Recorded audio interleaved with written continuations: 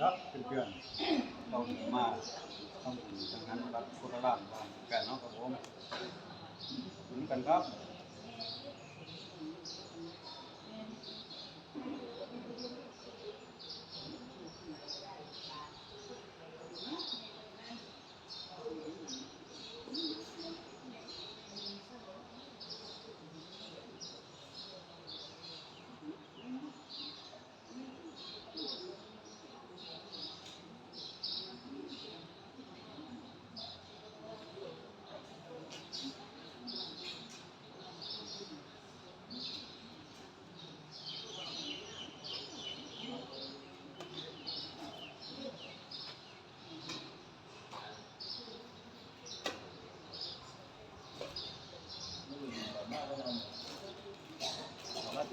เพราะว่า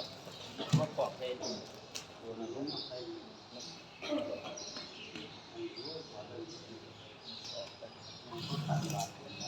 แมนเลยร่อยเพราะว่าโมเป็นยังแต่ว่าแต่ท่านอยู่ต้องการบาทร่อยเขาเห็นเบอร์ที่บาทที่บาทพวกปัญหาเรี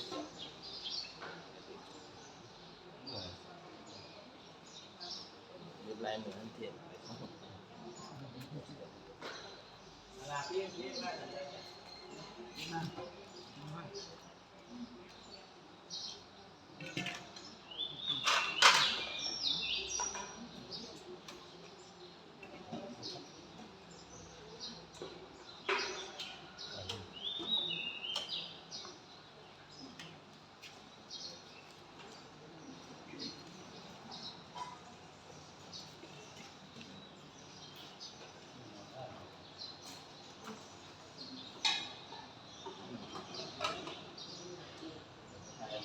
นี่แหละครับคือ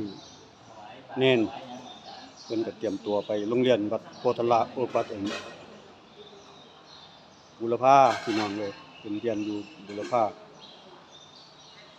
เรียนการกุศลวัดบุรพาครับผมเป็นทำงานเสร็จเพิ่นก็ได้เดินทางไปโรงเรียนครับเตรียมตัวไปโรงเรียน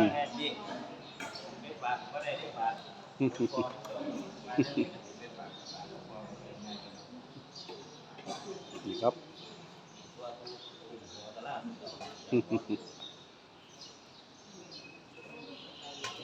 มีความมีเวลาต้องรอเก็บเป็นได้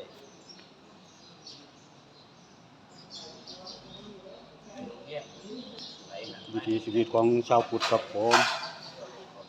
ของวัดโพธารามบ้านสังแกนตำบลแวงอำเภอสว่างแดนดินจังหวัดสกลนครไปโรงเรียนเดินทางปลอดภัยเน้นประมาณนี้ครับคืออยากที่ทำกับนั่งรอเวลาครับผม